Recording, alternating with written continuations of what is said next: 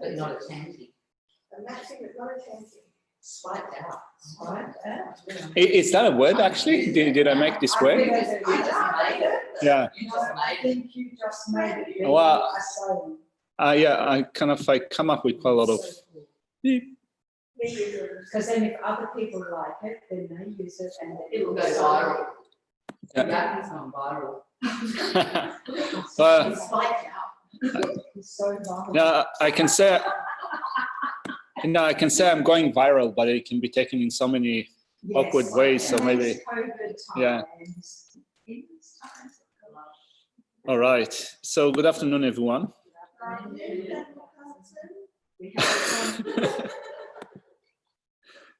So hopefully, no, fingers crossed, the internet is going to go well, not fail us. If it's going to blast out, then bad luck.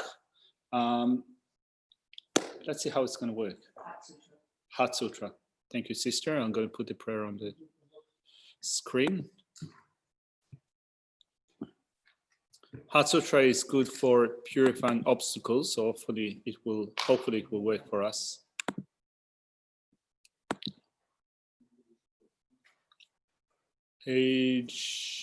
First page.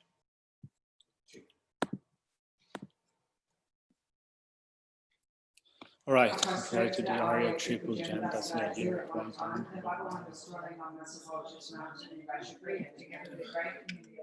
Ingrained community of Bodhisattvas. At that time, the almost were absorbed in the concentration of the calories of the non-confined perception. Also at that time, the Bodhisattva Mahasattva Arya Vishvara took on the very practice of the profound perfection of wisdom and beheld those five aggregates also as entity of inherent nature. Then through the power of the Buddha, the Lord showed riches, wisdom, How should any son of the lineage trained who wishes to practice the activity of the profound perfection of wisdom, Siddhartha and the Bodhisattva Mahasattva Arya Avalokiteshvara said this to the Brahma Shari Putra, any son of the lineage or daughter of the lineage who wishes to practice the activity of the profound perfection of wisdom, should learn upon like this, correcting and repeatedly beholding those five aggregates also as empty and inherent nature. Form is empty, emptiness is form, emptiness is not other than form, form is also not other than emptiness. In the same way, feeling, discrimination, composition, practice, and consciousness are empty. Shariputra likewise, all without characteristics, unproduced, unceased, stainless, not without stains, not deficient, not within. Therefore, in emptiness, there is no form, no feeling, no discrimination, no composition of factors, no consciousness. No eye, no ear, no nose, no tongue, no body, no mind, no visual form, no sound, no odor, no taste, no object of touch, and no phenomenon. There is no I element in soul enough to including no mind element and no mental consciousness element. There is no ignorance, no extension of ignorance and so on up to including no aging and death and no extinction of aging and death. Similarly, there is no suffering, origination, cessation, and path. There is no exalted wisdom, no attainment, and also no non-attainment. Shariputra, therefore, because there is no attainment, rely on and dwell in perfection of wisdom. The mind without obscuration, without fear, having completely passed beyond error, to reach the end point of Nirvana. All the Buddhas who dwell on the three times also manifestly completely awaken to the unsurpassable path of complete enlightenment. He relies on the perfection of wisdom. Therefore, the mantra of the perfection of wisdom, the mantra of the great knowledge, the unsurpassed mantra, the mantra equal to the unequal. The mantra of suffering should be known as the truth, since it is not false. The perfection of wisdom is declared. Tayata om gate gate paragate para samgate paraviso. Shariputra, the Bodhisattva Mahasattva, should train in profound perfection of wisdom like that. Then the Bhagavan rose concentration commended the Bodhisattva Mahasattva Arya Avalokiteshvara saying, well said, son of the lineage, it is like that, it is like that. One should practice the profound perfection of wisdom just as you have indicated, even the Tathagatas rejoice. The Bhagavan, having thus spoken, the Venerable Shariputra, the Bodhisattva Mahasattva Arya Avalokiteshvara, those surrounding in their entirety along with the worlds of gods, humans, asuras, and Gandharvas were overjoyed and highly praised that spoken by the Bhagavan.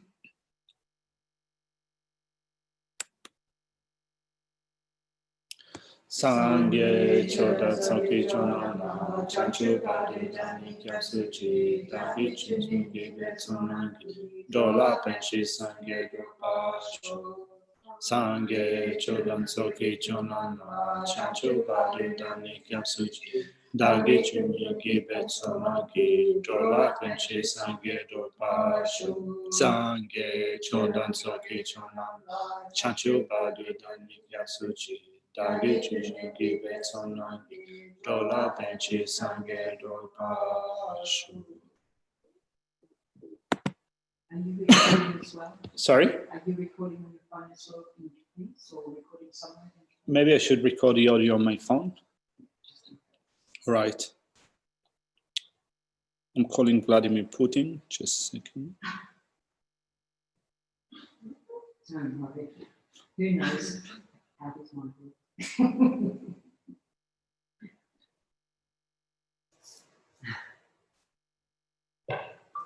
All right, recording. So, good afternoon, everyone. Fingers crossed, the internet is not going to fail us this session. If it does, you can just blame Yeshe. Thank you. No worries.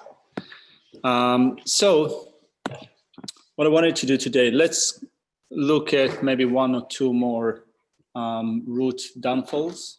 Then we're going to look at the power of support and then the power of thorough application of the antidote, then see how things go. So I'm wondering if there are any questions arising from the discussion. No. Okay. So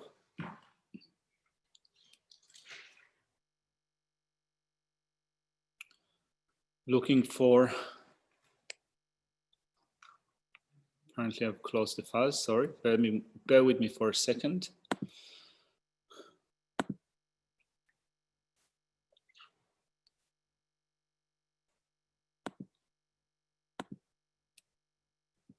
There it is. All right.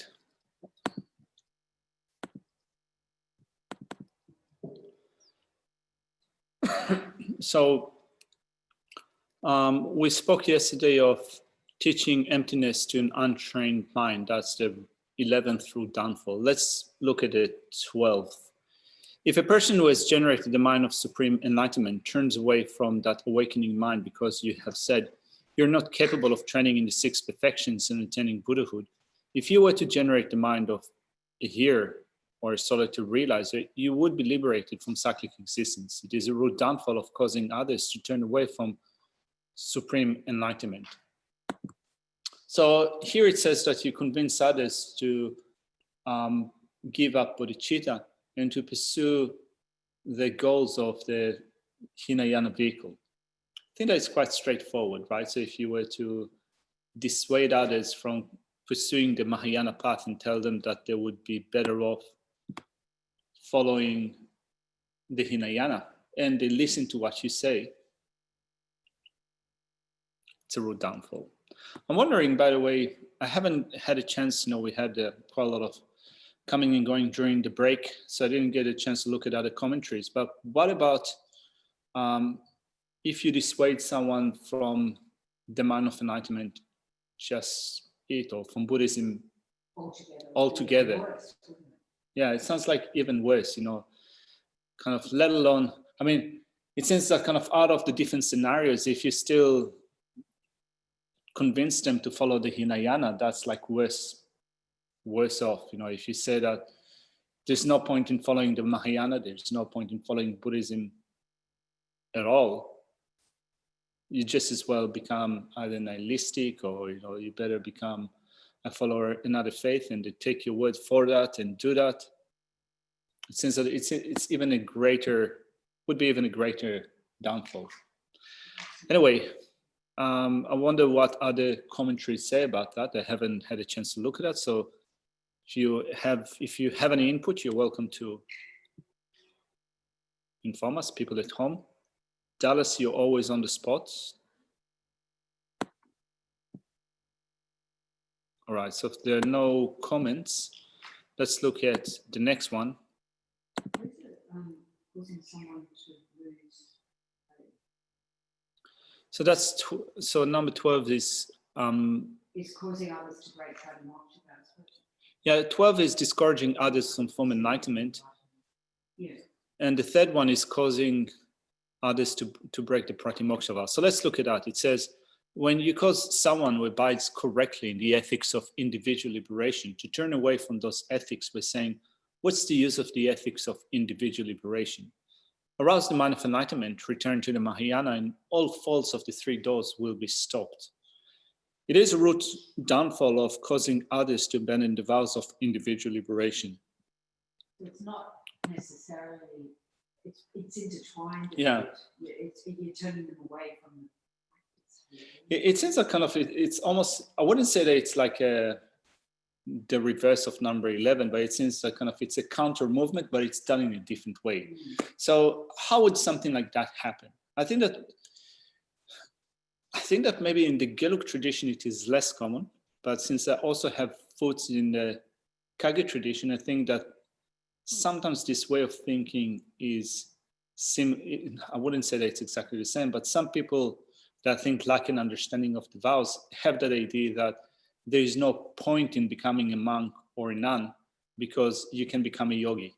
You can be like an ordained lay person. So wear the robes, but still, have a family or have all the other things, alcohol and so forth. So what's the point of having a vow of pratimoksha if you can do everything in the Mahayana? And I think you sometimes hear that in relation to the tantric path as well, of that saying, oh, you don't need to worry about that. That's a sort of lower scope. So yeah. On the tantric path, you don't need to worry about that. Yeah, totally. Yeah, so I'm just going to repeat that for the people at home. So Chuki also is saying that sometimes there is also that notion of if you follow a higher path, the Vajrayana path, if you follow Tantra, it is a higher path. So you don't need to bother yourself with the lower path. Now, the lower path is a path of individual liberation. So although we take a pratimoksha vow, so you might do it as a lay person, or you might take ordination, the procedure is done according to the Hinayana.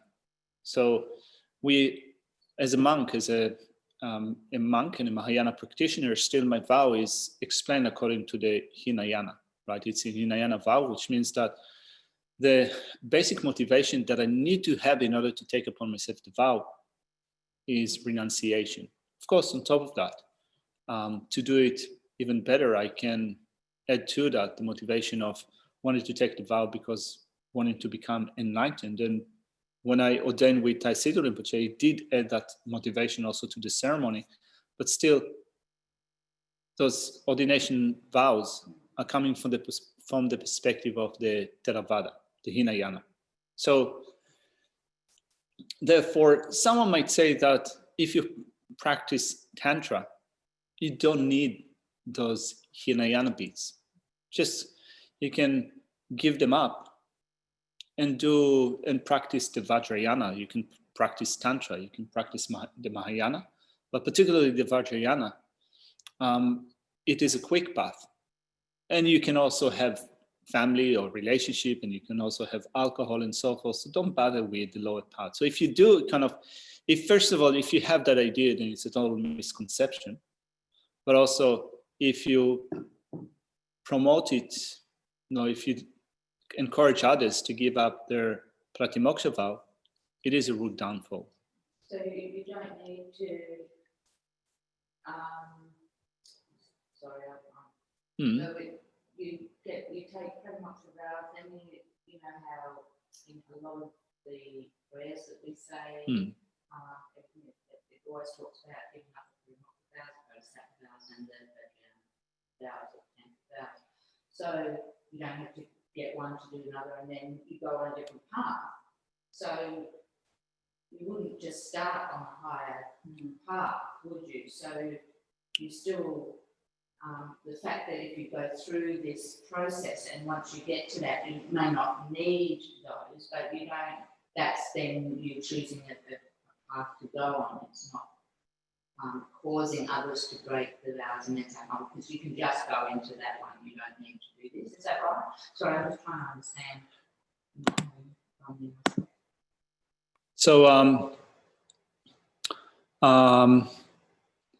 So first of all, do we need to take the lay vow or ordination to have the Bodhisattva vow? I mean, the Bodhisattva vow is taken on the basis of refuge, right? You have to take refuge. Do you need to take the refuge vow in order to take the Bodhisattva vow? Do you need to take the refuge vow? Yes. In order to take the Bodhisattva vow? I would say no. You need to go for refuge, but you don't need to have the refuge vow. But all our lamas give the refuge vow first before that. The Solomons did that recently. Yeah. Yeah, His Honest did that, and I think that's, it forms. Because the refuge vow is an excellent basis for all the other vows. Actually, when you look at the explanation of ethical discipline, like for example in Lama Tsongkhapa's Lamrim Chemo, he says that when you look at the three layers of vows, the Pratimoksha vow, the Bodhisattva vow, and the Tantric vow, you need to think of them as each one of them being a basis for the other, which makes the guiding of the other one become better. And still, you can take the Bodhisattva vow without having taken the refuge vow. You need to go for refuge. That's definitely the case, but it doesn't say anywhere that unless you've taken the refuge vow, you will not be able to obtain the Bodhisattva vow. Just looking in practice, how it's offered. I think that in practice, I think that our teachers, definitely His Honest as Dalai Lama, and definitely Lama Zopa Rinpoche are showing the way of creating a solid foundation for the Bodhisattva vow, and even more so for the Tantric vow. So in that sense, it is a fully qualified creation of a foundation for the higher vows. But just in terms of the rules, the Bodhisattva vow does not mandate you having taken the ordination to begin with, but also not the lay vow. I mean, it doesn't mandate any of the Pratimoksha vow. Yeah. And with the Tantric vow, you have to take the Bodhisattva vow. So the Tantric vow is taken on the basis of the Bodhisattva vow, but it's not taken on the basis of a Pratimoksha vow. So again, if you have a Pratimoksha vow as a lay person or as a monk or a nun, it creates an excellent foundation for taking the Bodhisattva and the mantra vow, but it's not that the Pratimoksha vow is a prerequisite for that. So as Chugida pointed out, like if you have that in the way that His Honest and Lama Zopa Rinpoche lead that, you create that excellent foundation, but it's not stated as a prerequisite. So Chris is saying that I would have thought a vow not to harm living beings was a prerequisite. Do we have a separate vow for not harming living beings? Not a vow for not, you have that intention. Yeah. You have that actual direction. So abstaining from killing. Well, so going back to the Pratimoksha level, so the 10 non-virtues are not given as a separate vow, right? We don't have a vow for abstaining from the 10 non-virtues. But once we take up, so you could say that it is like a general ethical discipline and natural ethical discipline that you take up when you train in ethics. But then you take a Pratimoksha vow. So you might take the lay vow, the refuge vow, or you might take ordination. So although the ethical discipline of abstaining from the 10 non-virtues is not given separately, it's also not included explicitly, all of it, in the vow that you take, it is still the basis for guarding the vow. I mean, definitely abstaining from killing is what you need to do when you take upon yourself the Pratimoksha vow, but then killing is tailored to be a specific killing. So we have killing in general as one of the 10 non-virtues, and it refers to killing any living being. right? So killing any living being is considered to be a negativity. But then if you take a pratimoksha vow, either as a layperson or as an ordained, the type of commitment that you take is not to kill a human being intentionally. So if you have the intention to kill a human being and then you follow it up with an action, this is where you break your vow.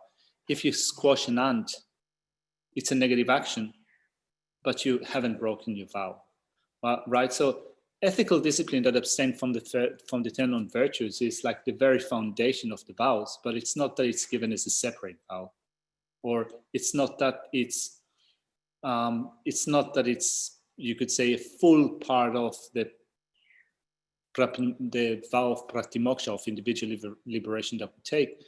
But it is very likely that if we're, very likely, it is definitely the case that if we try our best to abstain from the 10 non-virtues in general, we will also abstain from the things that are incongruous with the pratimoksha level vows that we have, right? So if you guard against the 10 non-virtues, you'll also be guarding against killing, stealing, sexual misconduct, intoxicants, and creating a split in the sangha, which is, you could say that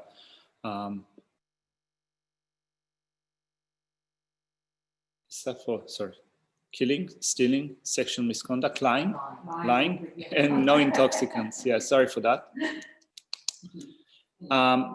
But for us, that's for a layperson. But for a monastic, you'll also be abstaining from killing, stealing, lying, sexual misconduct, and creating a rift. Yeah. It's actually kind of, I remember having in one of the teachings that I've either been to before or translated to before, can't remember what was the occasion, but there were quite a lot of questions about sexual misconduct, which seems to be what for us as foreigners is like something that is pertinent. It's like, things that, why can we have this form of sex or the other form of sex, and why this is bad and the other thing is bad. It seems that when you listen to the teachings in the community of Tibetans, they don't feel really threatened by sexual misconduct. For us, it's a problem. And I remember that kind of, the questions that started to come up, and the Lama said that, look, at the end of the day, any sexual act that is motivated by desire, if it's motivated by desire and attachment, is going to be negative. So it's not that kind of, you could say that virtuous sexual conducts and non-virtuous sexual conducts, in the sense of when you look at the whole thing of what keeps us going as human being, it's one of the most powerful, impulse that we have, or afflictive emotion that we have. So at the end, we have to abandon it all. So it's not that you can really say that there is good and bad. There are things that are worse than others. At the end, we want to have a sexual behavior that doesn't harm others. I think that His Holiness the Dalai Lama is pretty, open-minded and liberal in his interpretation of those things. So I'm not incensed about the whole topic. Anyway, Dallas was also saying previously that even from a lay perspective, it seems that sometimes people put aside the 5 lay vows when they begin Hatha Yoga Tantra. Yeah, and I think that this is also some misunderstanding that we have with respect to the difficulty of keeping the vows. So it is said that they're arranged in those 3 levels. First of all, the pratimoksha, then the bodhisattva, then the tantric vows, because the latters are harder to keep than the easier. So the lay vows should be, or the lay vow, an ordination vow, should be easier to keep than the bodhisattva vow. And the bodhisattva vow is easier to keep than the tantric vow. And the explanation that is given with respect to that is that when you guard the pratimoksha level, you need to mainly focus on abstaining from certain forms of physical and verbal behavior. So physical and verbal behavior is coarse, whereas mental behavior is subtle. From the bodhisattva vow onwards, you start to move towards abstaining from certain mental actions. And this is harder to guard. This is the general explanation that is given. However, when you think about when you think about the tantric vow, sorry, before we get to the however part, when you think of the tantric vow, for those of you who have the tantric vow, there are quite a lot of things that we need to practice mentally. You take the tantric vow when you take upon yourself an empowerment that belongs to yoga tantra or highest yoga tantra. So we mostly take empowerments in this tradition from the highest yoga tantra class, and it is said to be a class of tantra that emphasizes exclusively an inner conduct, which means the conduct of the mind. So it is something that is practiced on a mental level, and therefore also the ethical discipline that you take up is also mainly concerned with things that you need to either do mentally or abstain from on a mental level. Of course, there are certain things that you also need to not do on a physical level, but also the main thing is on the mental level. Now, the Bodhisattva vow is supposed to be harder to guard than a vow of personal liberation, like the monastic vow. Now, for us, if he's honest, is giving the Bodhisattva vow. If it's at 2 a.m., we'll wake up and take the vow, right, with a great sense of delight. If at 2 a.m. he's going to give full ordination, that's going to be... I don't know if he's going to give it to women, I'll be there. Yeah, well, I think that in general, I think that the aptitude of people is going to be much lesser. When you look at the root downfalls that we covered up until now, it seems that they're still focused on verbal actions and physical actions, although the general explanation that is given is that with the Bodhisattva vow, there is a transition into guarding your mind. I think that probably there is a transition more to guarding your mind because you still need to guard your mind in terms of wanting to attain the state of enlightenment for the sake of all sentient beings. And we are confronted by different situations which enforce us to practice ethical discipline, but also patience. Remember that the 4th, 5th, and 6th chapters of the Bodhisattva's way of life are dealing with teaching us how to maintain bodhicitta and prevent it from declining. So how to maintain conscientiousness and alertness, or mindfulness and alertness, and patience. So we have to do that in order to prevent the mind of enlightenment from declining. If we don't do that, then we will praise the self and belittle others. We will not share our wealth or the Dharma. So although it seems that within the 18 root downfalls, there is still an emphasis on things that we need to abstain from on a physical and verbal level. Maybe you can say that there is a transition into guarding our mind from the point of view of not allowing bodhicitta from degenerating. I mean, particularly when you also look at the 2 root downfalls that do not need the 4 binding factors to be complete in order for them to be incurred. So holding wrong views, we've covered that, right? Holding wrong views, and also giving up bodhicitta. These are solely done on a mental level, and if you develop them in your mind, you have a fully fledged root downfall. But coming back to the not sharing my wealth or Dharma, which you would say is a physical thing, particularly the wealth side, but the practice of generosity is to wish. It's on the wish to. Yeah. So that is. Yeah. And also, if you remember how it was explained in our text, it says that if out of miserliness, you don't share your wealth on the Dharma, then that miserliness is built into it. So it is a mental state. So now when you got your pratimoksha vow, like for example, as a monastic, at least I'm still affected by afflictive states of mind. So there might be present, anger or hatred might still be present. Attachment, strong attachment, passion might still be there. But if I at least arrest my physical and verbal actions, I have my bases covered. With the Bodhisattva vow, it seems that there is a transition into actually not quite. You already have to be more strict with what states of mind you give way to. So we've covered 2 two of them today. Let's see. So we spoke about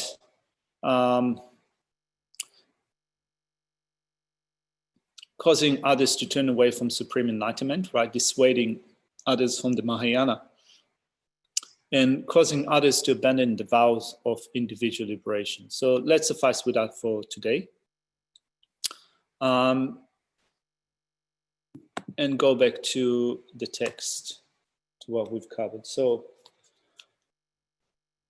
let's briefly look at the outline for the text.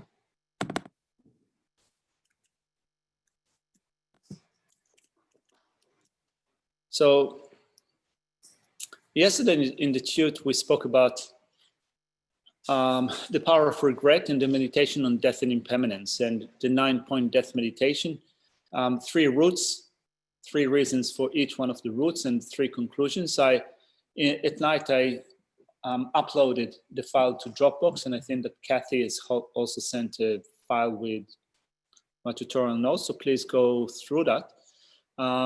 And make sure that you have that meditation at the tip of your fingers. And also, you can then look at the outline and see where you fit the different points in Shantideva's explanation.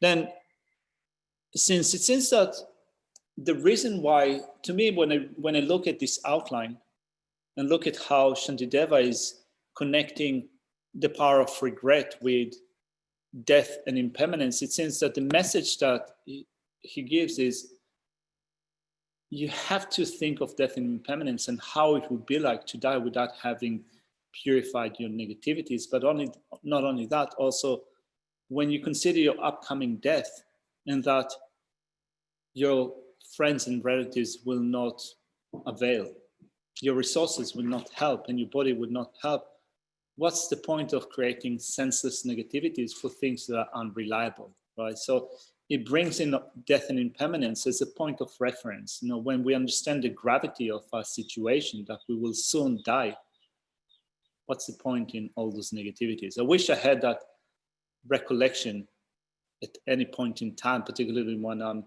performing senseless negativities, but it seems that this is what Shantideva is getting at. I was just going to say, when we do, like, it's inbuilt into our prostration practice and Bodhisattva practice, as presented by ones of the literature, like even the very short practices, it's inbuilt a reflection on death. Yeah. Each one of those. Yeah, it's kind of, you know, it hits home again and again. If you don't remember death, you don't remember the Dharma. If you're not mindful of death, you're not mindful of Dharma. So, Chris is saying, but in reality, we may have positive connections with friends, especially Dharma friends, can help at a time of death. Yeah, in reality, we have positive connection with friends, and you could say that having those connections with friends that are not based on attachment, they're not a point of connection or a point of reference point for creation of negativity is great. I mean, we are supported by Dharma friends. We have Sangha, the Sangha in general, not only ordained people, but also lay people that can give us help with our Dharma practice. So they're good friends. We don't need to abandon this good company, but also we hopefully don't engage with them with a sense of attachment. We sometimes do, actually. It's like, I think that it's is in some sense to develop attachment to your spiritual friends. Maybe not necessarily attachment to the physical body, but that sense of kind of, if you're not going to be around them, you're going to be unhappy. You're going to be depressed if you're not going to be able to see this Lama or the other Lama. So maybe there's also a sense of having attachment to your spiritual friends, but it's an interesting discussion, or maybe not that interesting, but anyway, with attachment, there is a superimposition of positive qualities, right? So a certain object might have 50% of good qualities, and a mind is making up as if the 100% of good qualities in that object. So we fall in love with a person. We superimpose those wonderful qualities, and we think that our happiness is in that person. So what about superimposing or exaggerating the positive quality of a spiritual teacher? I mean, if we should see the spiritual teacher as being Buddha, you cannot really exaggerate the good qualities. They have amazing qualities through and through. But the thing is that although we say that we see them as Buddha, still when we develop sometimes that sense of clinging, I think that this is how I sometimes think about it, that I see the person that I'm becoming clingy or that I have attachment to is an ordinary person. As an ordinary person, they are responsible for my happiness. So although I say that, oh, for me it's a Buddha, still in my mind, it seems that quite a lot I see that person as an ordinary being.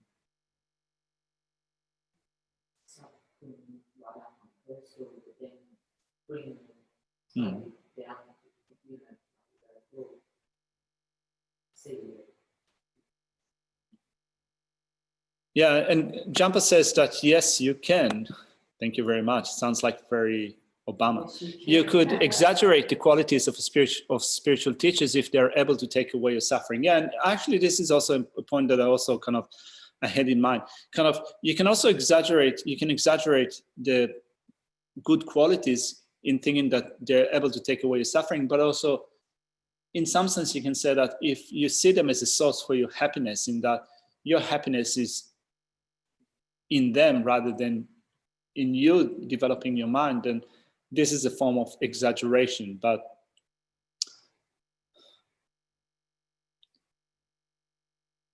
is it kind of, yeah, I need to think about it more. Anyway. Well, I'm just thinking about an example that Lama Yeshe would say to students, don't come to me and ask me where your kids should go to school. Next thing you'll be asking me about, you should take the next break, or, just in, yeah. In other words, take responsibility. Mm-hmm. So that's an exaggeration of reliance on the spiritual teacher, because it's contaminated the field in your mind. Mm-hmm. All right. Hi, Jampa. Good to see you. So we looked at the power of regret. Then after the power of regret, we have the power of support.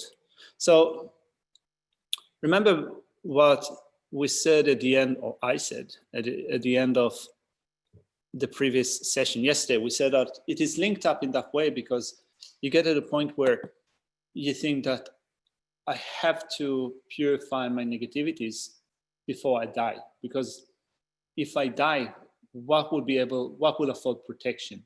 My friends will not help, my body will not help, my resources will not help. The only thing that will be of help would be the Dhamma. So Dhamma is my protector, Dhamma is my refuge, Dhamma would be my defense. So then to that, then we link up the power of the basis. So this is an interesting thing here in Shantideva's guide. So normally when we speak about the power of the basis or the power of support, also called the power of foundation, we speak of two things, refuge and bodhicitta. When you look at what Shantideva covers here, teaches us here in this verse, it seems that he focuses on refuge. He doesn't say much about bodhicitta. He's mentioning the Mahayana refuge. So he's teaching us the way to go for refuge in the Mahayana way is a power of reliance, the power of support. It doesn't say much about bodhicitta as the power of the basis, but that is still, when you look at Lama Tsongkhapa's explanation and other explanations as well, you can see that there is an explicit mentioning of bodhicitta as the power of support. So let's see what Shantideva is saying in the text itself. So if you look at verse 47, it says, therefore, from today onwards, I go for refuge to the victors, the protectors of migrating beings, who strive for the purpose of protecting migrating beings and with great power eradicate all fear. So verse 47. Yeah. So verse 47, in verse 47, we go for refuge to the Buddhas. Then likewise, I perfectly go for refuge to the Dhamma they have realized, that clears away the fears of cyclic existence, and also to the assembly of Bodhisattvas. So when it says to the assembly of Bodhisattvas, it is definitely it is making it clear to us that here Shantideva is speaking about the Mahayana refuge. Now, also interestingly, it seems that in the way that he phrases it, we go for refuge to the cause of refuges rather than to the resultant refuge. In a sense that when you think of what will actually afford protection from the negative actions that we have done, what will afford protection are true paths and true cessations in our own mind stream. Those true cessations in which we have eliminated afflictions, and that will also bring about the elimination of karmic seeds that we have planted before. And of course, the true paths that we will develop that will bring about the elimination of suffering and the causes of suffering. So although you can say that in an actual sense, the real protection would be the refuge that I develop in my mind stream, still here Shantideva explicitly just mentions the causal refuges. So maybe, if you then practice it at home based on this manual, you can add to that also a contemplation of the resultant refuges. So in verses 47 and 48, we go for refuge. Let's look at the outline.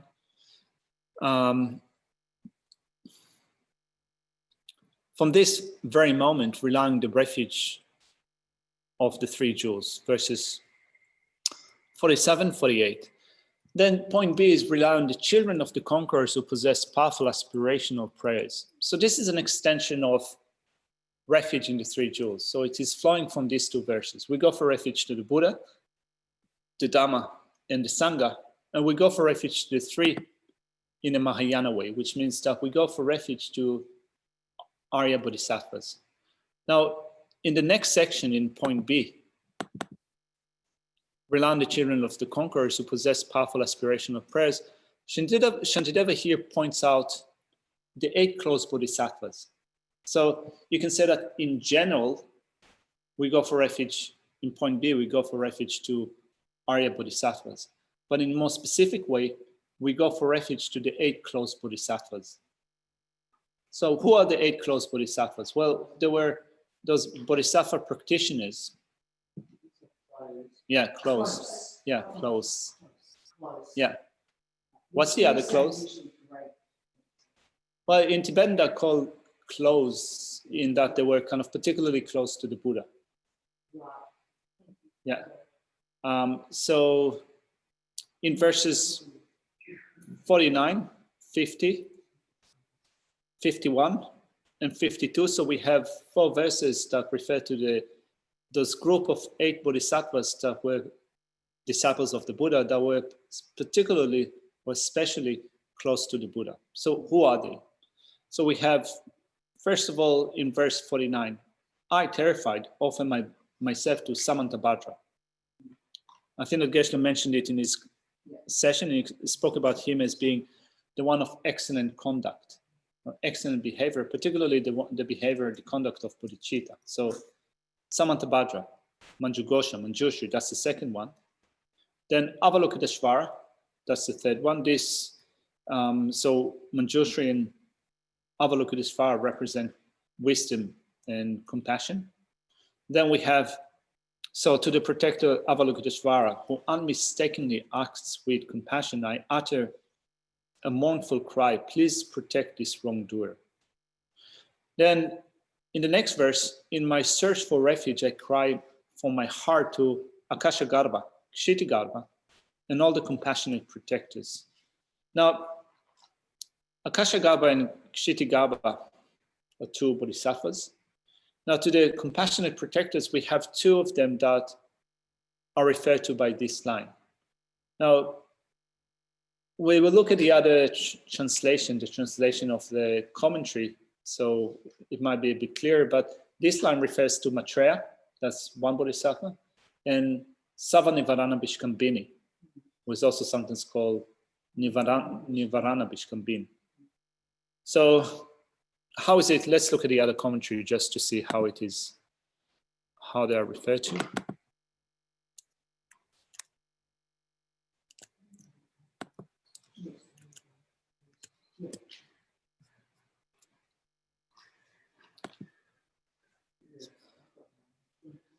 So in verse 51, it says, the superior essence of space. Oh, so essence of space is Akashagarbha. That's the English translation of the name Akashagarbha, essence of space.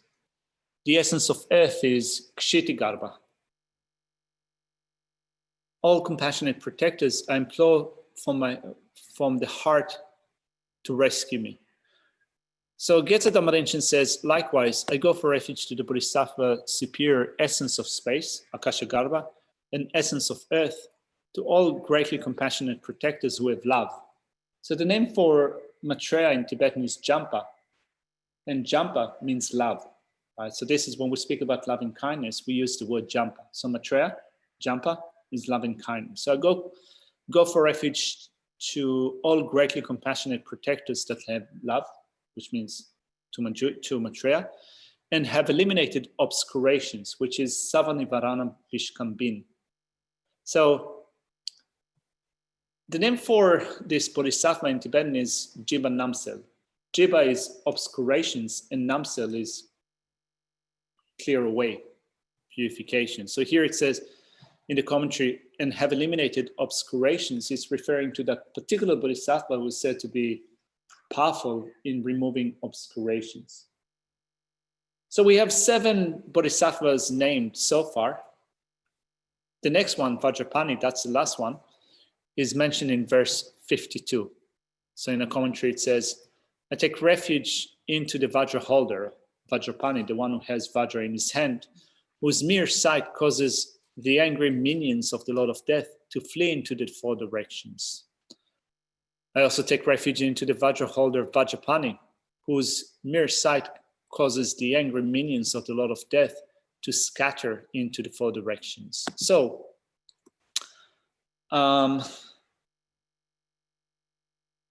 what I wanted also to have a look at, just briefly, is into Khenpo Kumpel's commentary.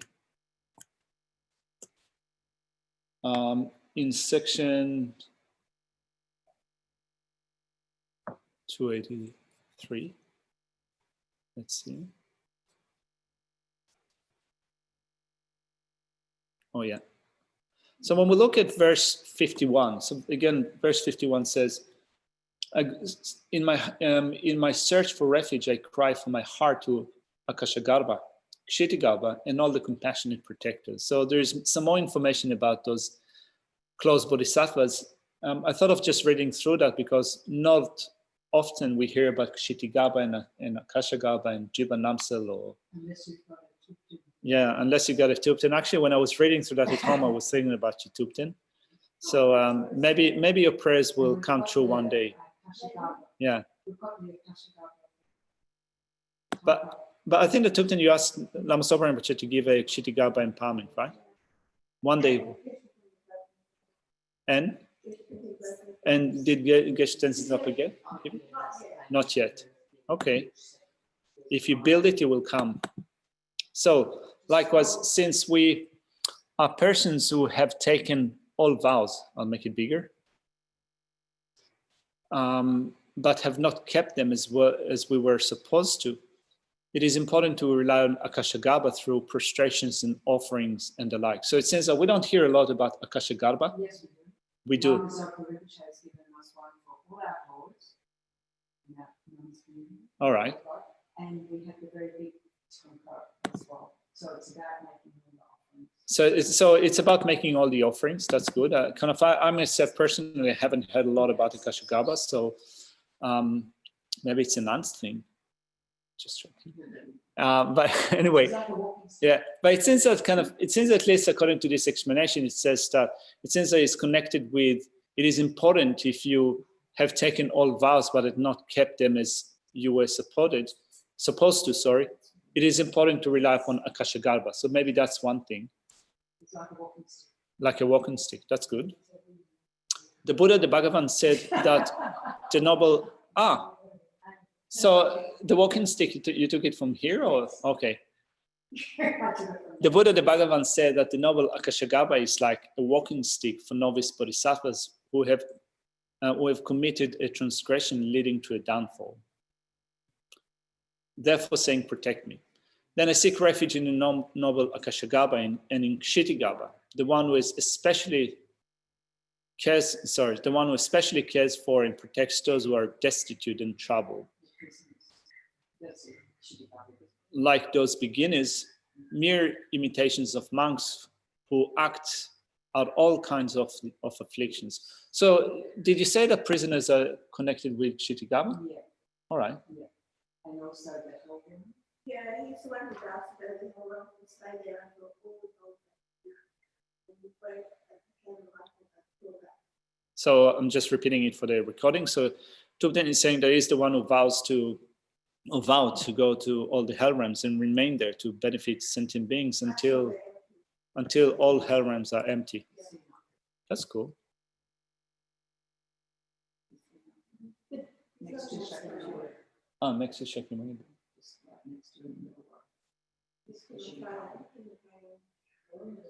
What am I looking at? No, am I looking at the altar or the screen? No, the altar. Oh, the altar, okay. Next to Maitreya and then towards Shakyamuni. Okay. So it's there. It's a huge statue. I'm not supposed to point, but it is there. Anyway, so sorry for that. Then, and in all sovereigns of the 10th Bodhisattva levels, the protectors who are great in their compassion and aspiration, such as Maitreya and Nivarana Vishkambin, who dwell in the Buddha fields of the 10 directions. I'll call them by the names, crying out in lamentation from the bottom of my heart. So we've just briefly looked at, sorry? Yeah, it's such an excellent commentary. It's really inspiring, this commentary. So altogether, again, looking at just the outline. What's the legend for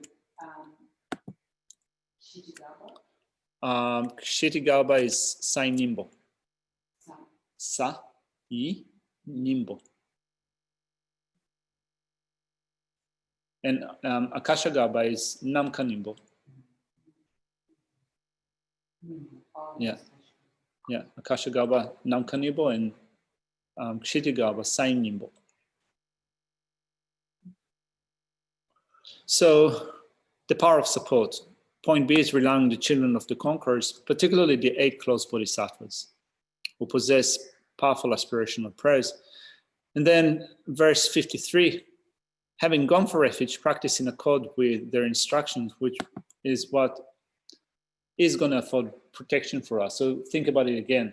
We fear dying without having purified our negative actions, or fear our negative actions in light of our next rebirth, which could be a miserable rebirth. So we go for refuge to the Buddha, Dhamma, and Sangha in a Mahayana way, more specifically also to those 8 close bodhisattvas.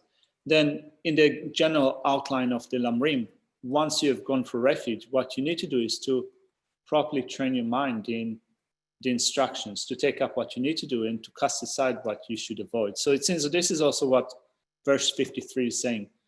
Previously, I've transgressed your words, but now upon seeing this great fear, I go to you for refuge. By doing so, please swiftly clear away this fear. Then, any questions about the power of support before we briefly go into the third part, the power of thorough application of the antidote? People at home?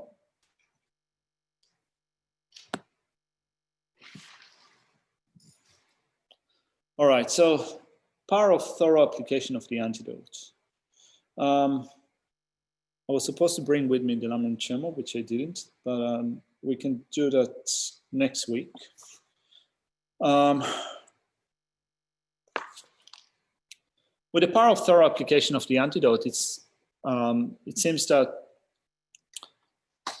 sorry, actually, so before we get to that, as I said, I just wanted to revisit a point that I made with respect to the power of support. So it seems here that refuge is emphasized as the power of support, but keep in mind that also bodhicitta is a power of support. Can I just say in the outline, because the third outline for that C was, after relying on the Bodhisattvas, and then follow. Having gone for refuge, practice in accordance with the instructions. And you have to say that would be the bodhicitta. So you have to say that would be the bodhicitta. Let's look at how I agree with you. Let's see if the commentary says anything about it. That's verse 53.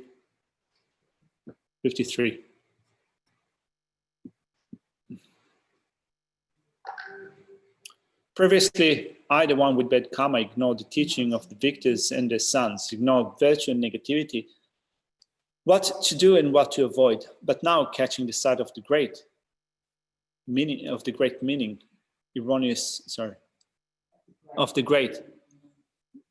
meaning enormous, terror of the moment of death, of the intermediate state, and of the lower realms in the next life, just like someone who grips the ground he has fallen upon, supports himself and rises up again. I go for refuge to you, protectors endowed with great compassion. I supplicate, please swiftly clear away these fears of suffering, the fruition of my negative deeds and non-virtuous actions. It's interesting because it seems that this explanation doesn't really accord with that point in our outline. But let's look at Gyatso Dhammarinpoche's commentary that let's look at Gyatso Dhammarinpoche's commentary. It says, previously I transgressed your words, committed negativities, and did not practice virtue.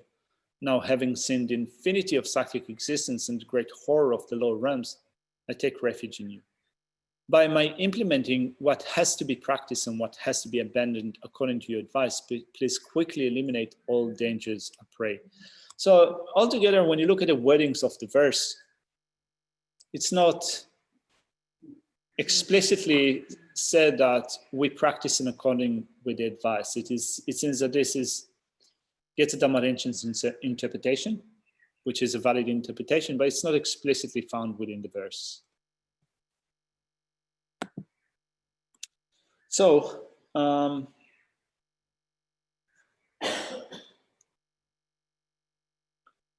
with respect to the power of thorough application of the antidote, and that's the last point that I wanted to make in this section, looking again at Khenpo Kunpen's commentary.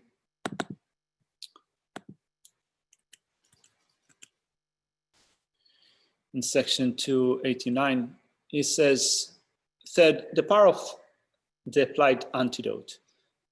Though this power mainly concerns what is taught in the chapters on heedfulness, which mean conscientiousness, introspection, and patience, and the development of these topics, here in these stanzas, which means in chapter number 2, verses 54 to 65, the power of the antidote, they concern developing an antidote in your own mind that purifies your own negative deeds. For this one must repeatedly contemplate on karma, the law of cause and effect, and on impermanence. So in what way do you contemplate karma in order to remedy negativities that you have created? Well, you can meditate on the four general characteristics of karma, right? So karma increases. Karma is certain. You do not experience the results of actions that you haven't done before. And karma does not go to waste. So that's contemplation number one. Contemplation number two, which is essential, is to think of the effects of the actions that you have done in terms of the three types of effects that we've mentioned yesterday, and taking it from Gyatso Dhammarinpoche's commentary. So you think of the fruitional effect of negative actions, the environmental effects of your negative actions, and the effects that are similar to the causes in terms of your experience and in terms of your behavior. So this is essential in order to then apply an antidote. So it's an interesting thing, because here it says that you think about your negativities and then in your mind you enact an antidote to purify them. So it seems that kind of when you think of having created those negativities, you have to do something really specific to remedy them. The best antidote would be to realize emptiness. Now, emptiness is powerful in eliminating ignorance. The meditation on emptiness is powerful in eliminating ignorance and thereby also eliminating afflictive states of mind, and will also bring about the elimination of negative actions. But then we also have meditation on bodhicitta and other things as well. They also act as parts of the antidote. So just finishing off this section. For this, one must repeatedly contemplate on karma, the law of cause and effect, and on impermanence.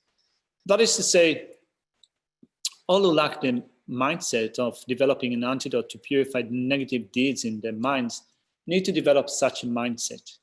And those who might even have this mindset to purify the negative deeds to some extent, but do not apply the antidote due to laziness and distraction, that's me, must swiftly apply it. For this purpose, they should contemplate again and again on karma, the law of cause and effect, and on impermanence. So this is essential for application of the antidote. And I reckon that in some sense you can say that the power of thorough application of the antidote in and itself can be a deep meditation on karma and a deep meditation on death and impermanence, which is linked up together as we've seen before in the power of regret. So, any questions before we leave it here for this week?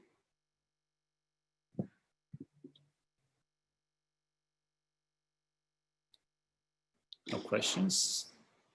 So I'll put the prayers on the screen. Thank you very much, everyone who joined us again to this first week of the second module.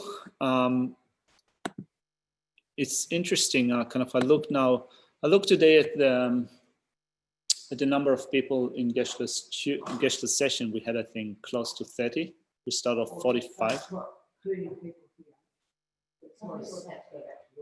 Yeah, some people had to go back to work, which kind of, I just wanted to bring it up just to appreciate our good fortune for being able to continue with that. You know, it's when you think of how many people live in Australia or elsewhere, because we have also people that listen to these teachings from far away, and how many people take interest in deep and continuous study of Shandeva's texts. We're in a very small minority. Rejoice, rejoice, rejoice. All right. Where are the prayers? Just a second. Found the prayers. Nyododa lama sangye dogune dowa chikamalupa de salago pasho chachu sancho rinpoche make pama kegyuchi kebanyam pame paya gone gondo pewash prawe kowe shinkande pendande wa marojo wen chinre siwan tenzin gyatso shape site badu tengyuchi janshi jangun gyawe